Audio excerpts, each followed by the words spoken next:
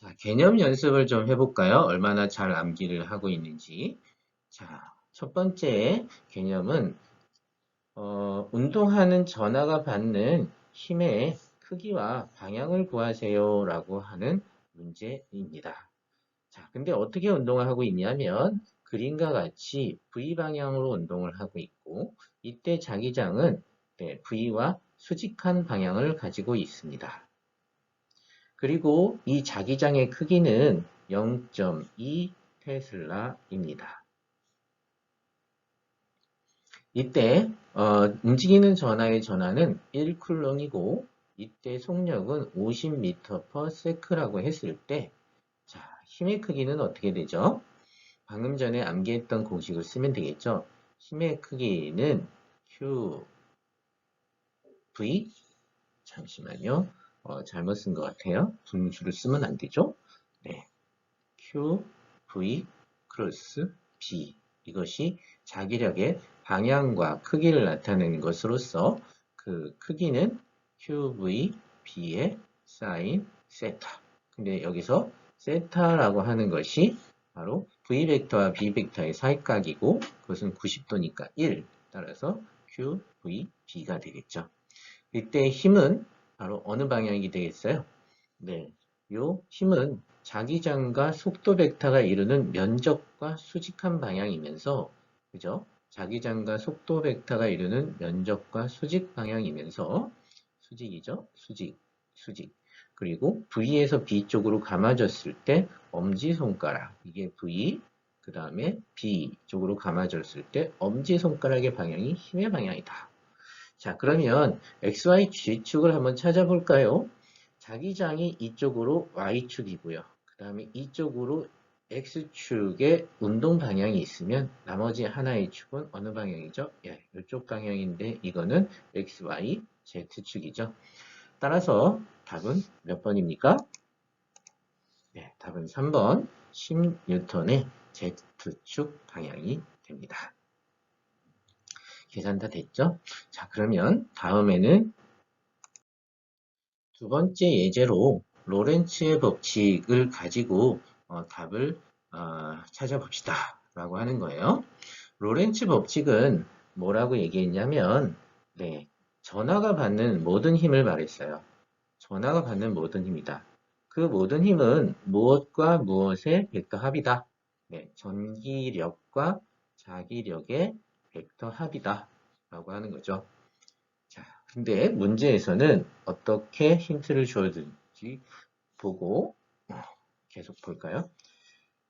자, 전하량이 Q인 점전하가 아무런 힘도 받지 않고 등속으로 움직일 수 있는 속도를 구하여라 라고 했어요. 그런데 이 전하가 이렇게 힘을 받고 있는데 로렌츠 힘처럼 받고 있는데 아무런 힘을 받지 않는다라고 한다는 것은 알짜 힘이 0이라는 거죠. 즉 여기에 있는 이 힘이 0이라고 하는 것이고 0이라고 하면 그 Q와 E, QVB라고 하는 전기력과 자기력이 동시에 받는데 이 동시에 받는 힘의 크기가 같고 방향은 반대라고 하는 것을 볼 수 있습니다. 알 수 있습니다. 자, 그러면 정말 그런가요? 한번 문제를 더 파악을 해보면 문제에서는 균일한 전기장 E가 X방향이라고 했어요. 자, 그림처럼 균일한 전기장 E가 X방향으로 놓여 있고 그 다음 균일한 자기장 B가 Y방향이라고 했어요. 그러면 Q는 왜 힘을 받지 않을 수 있을까? 반대 방향이 정말 될까? 라고 하는 거죠. 첫 번째 Q2라고 하는 전기장의 방향은 빨간색으로 표현을 여기에 되어 있는데 전기장 2면 이때 받는 전기력의 표현 방향도 Q2, F의 방향은 이쪽이 되겠죠. 그러면 자기력의 방향은 어떻게 돼야 되냐면 자기력의 방향은 이쪽으로 돼야만 돼요. 그러면 정말 이쪽으로 될 수 있습니까? 라고 하는 거죠. 될 수 있죠. 어떻게 하면 됩니까? 네, 얘가 속도 방향을 우리가 적당히 결정을 해주면 됩니다. 그러면 어느 방향으로 속도 방향을 하면 얘가 이쪽으로 자기력 B를 받을까요? 이거는 파란색으로 한번 FB가 이쪽으로 받고 그 크기는 같을까요? 왼쪽으로 힘을 받으려면 위쪽으로 자기장이 있으므로 V 크로스 B가 왼쪽이 돼야 돼요. V 크로스 B, V 크로스 B. 아, 여러분들 이 보이는 게 굉장히 헷갈리겠네요. 저는 오른손을 사용하면 안 되겠네요. 왼손을 사용해서 여러분들한테 보이게 하면 V가 이쪽이 되겠죠. V가 안쪽으로 들어가면서 되면 네, 이것도 헷갈리겠는데요. 여러분들이 직접 해보셔야겠어요. 자, V가 안쪽으로 들어가면서 B를 감아지게 되면 왼쪽, 아니면 V가 바깥쪽으로 나오면서 B를 감아지면 왼쪽이 될까요? 네, 제 생각에는 최종적으로 얘가 이쪽으로, 즉 이쪽으로 V라는 벡터를 갖게 되면 얘가 감아져서 오른쪽으로 FB라고 하는 힘을 받게 됩니다. 자, 그러면 방향과 크기를 다 결정한 것 같은데요. 그렇죠?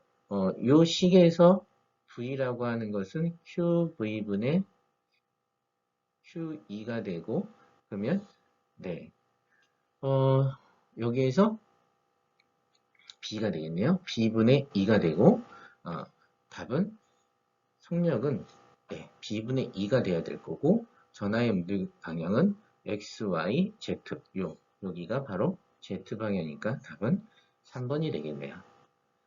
네. 예제 2번도 함께 우리가 풀이해 보았습니다.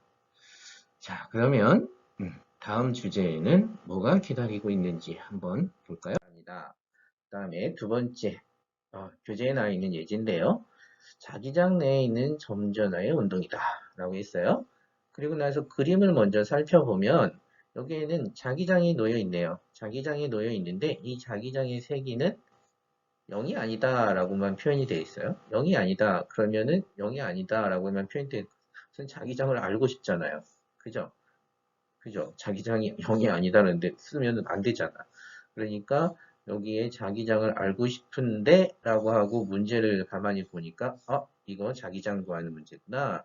자기장의 크기는 얼마인가? 그럼 다른 조건을 알아야 되잖아요.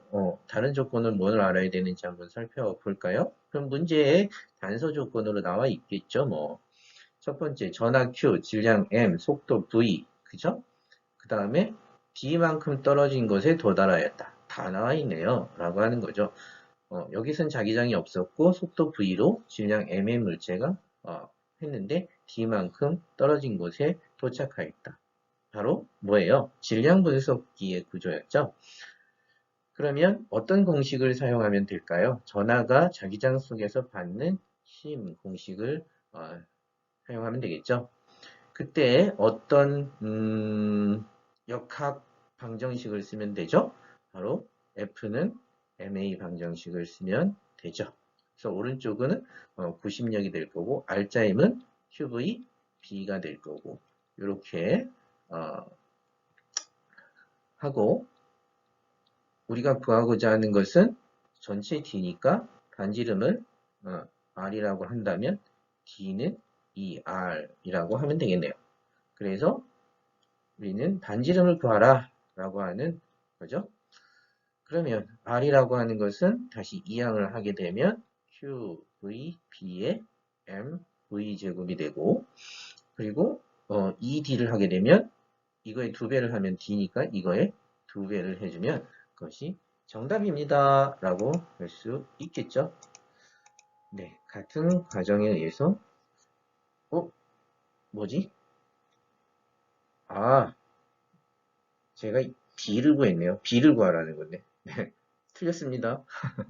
네, 자기장을 구하라 한다면 자기장을 놓고 나머지를 이항을 하면 되겠습니다. 라고 하는 거죠. 자, 여기 V도 약분을 안 했네요. V도 약분을 안 했어요. V도 약분을 하고, 그죠? 약분하고 V를 놔두고 이항을 하게 되면, 이러한 관계식이 됩니다. 라고 하는 것을 알 수 있습니다.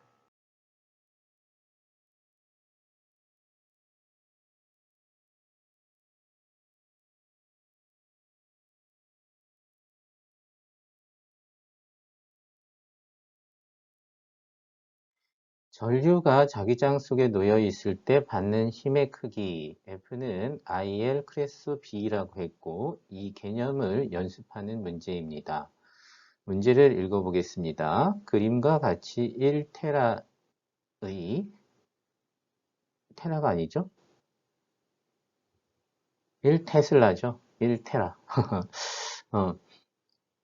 테슬라의 자기장이 지면 및 도선과 수직한 방향으로 작용하고 있다. 지면과 수직 방향으로 자기력이 위쪽으로 작용하고 있다. 직선 도선이 공중에 떠 있기 위한 전류의 크기를 구하여라. 떠 있다라고 한다는 것은 힘의 평형이죠. 그래서 그림에서도 FB 자기력과 FG 중력이 크기는 같고 방향이 반대인 것으로 표현이 되어 있습니다. 이렇게 두 개의 크기가 같다라고 표현해주면 더 좋겠네요. 이때 중력과 자기력의 크기가 같으므로 식을 써보면 두 개의 힘의 합력은 0이 되고 중력은 mg, 그 다음에 자기력은 IL, B. 근데 여기서 L 방향과 전류가 흐르는 도선의 방향과 자기장은 수직 방향이므로 사인 세타는 생략해주고 이것이 0이 됩니다. 이때 전류의 크기 I를 구하라고 했으니까 I는 L, B의 mg가 되겠네요. 그러면 길이는 나와 있지 않고 선밀도가 나와 있네요. 그 선밀도를 계산하는 방식은 공식을 하면 되죠. 밀도는 부피분의 질량, 선밀도는 길이분의 질량. 그래서 선밀도의 람다는 L과 어떤 관계가 있냐면 람다는 길이분의 질량. 따라서 L은 람다분의 M이라고 할 수 있으므로 여기다 람다 M, B, mg를 써주면 질량은 약분이 되고 따라서 분모는 B, 분자는 람다의 G가 되겠네요. 그러면 자기장의 크기는 1테슬라라고 했으니까 계산을 하게 되면 1분의 람다의 선밀도는 0.03, 단위는 mks 단위니까 그냥 쓰면 되고 중력과 속도 10, 여기에다가 1테슬라를 집어넣어야 되겠죠. 단위 생략을 해주고 결과를 보면 몇입니까? 네, 0.3 암페어가 되겠습니다. 결과가 맞는지 한번 답을 보면 0.3 암페어가 써 있군요.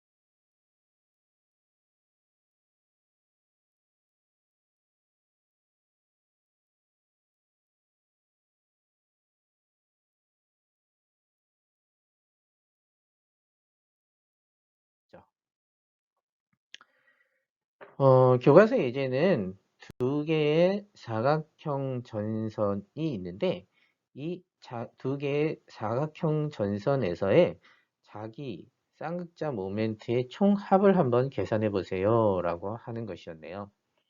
그런데 두 사각형 전선에서 첫 번째 안쪽에 있는 전선에서의 전류의 방향과 바깥쪽에 있는 전선의 방향이 반대가 되고, 그때에 누가 더 면적이 크냐면 바깥쪽이 안쪽보다 면적이 큰 걸 볼 수 있네요.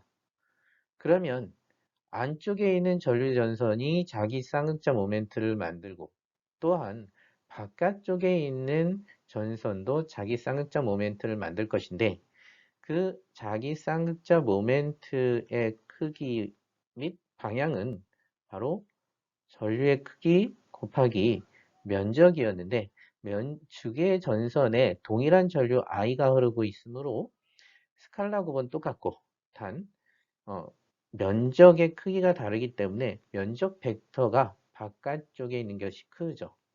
그러면 이 자기 쌍극자 모멘트는 벡터이기 때문에 두 개의 값은 벡터적으로 합성을 해줘야 되고, 하나가 플러스 방향이면 하나는 마이너스 방향이 되겠죠. 그래서 결과적으로 두 개의 자기 쌍극자 모멘트를 계산한 것을 큰 거에서 작은 걸 빼주면 되겠는데, 어디 방향을 나중에는 나타낼 것 같아요? 네, 큰 쪽 방향을 나타내겠죠. 큰 쪽이면 지금 A라고 하는 것인데, A에서의 자기 쌍극자 모멘트의 방향은 전류가 반시계 방향으로 흐르고 있기 때문에 이 반시계 방향은 X에서 Y쪽으로 감아지는 거죠. 그러면 그때 자기 쌍극자 모멘트는 바로 튀어나오는 방향이 될 것이고, 그것을 우리는 무슨 방향이라고 하면 Z 방향이라고 하죠. 그래서 Z 방향의 자기 쌍극자 모멘트를 갖게 될 것이다. 네, 이 정도면 다 푸른 것 같습니다. 그래서 자기 쌍극자 모멘트는 이렇게 표현이 되고, 여기서 n이라고 하는 것은 노말 방향의 벡터다라고 하는 것을 갖다가 표현을 해 줍니다. 그래서 노말 방향의 단위 벡터를 갖다 얘기하게 되는데요. 다시 그러면 표현을 해보면, 글씨가 여기에서는 화살표, 얘는 이렇게 쓰면 좋겠죠. 자, 이런데 이때 A의 방향은, A가 만드는 자기 쌍극자 모멘트의 방향은 X, Y, Z에서 Z 방향, 즉 K 방향의 벡터가 되고 라고 하는 거죠. 그리고 크기는 면적과 전류의 크기다라고 하는 것이고, 두 번째, B 방향, B는 어떻게 됩니까? 크기는 I 곱하기 B의 제곱인데, 방향이라고 하는 것은 K 벡터의 반대 방향이죠. 그래서 K라고 쓰고 마이너스를 쓰는 것입니다. 두 개를 합벡터를 구하기 위해서 더하는 것이 바로 자기 쌍극자 모멘트의 총 값이다 라고 볼 수 있습니다.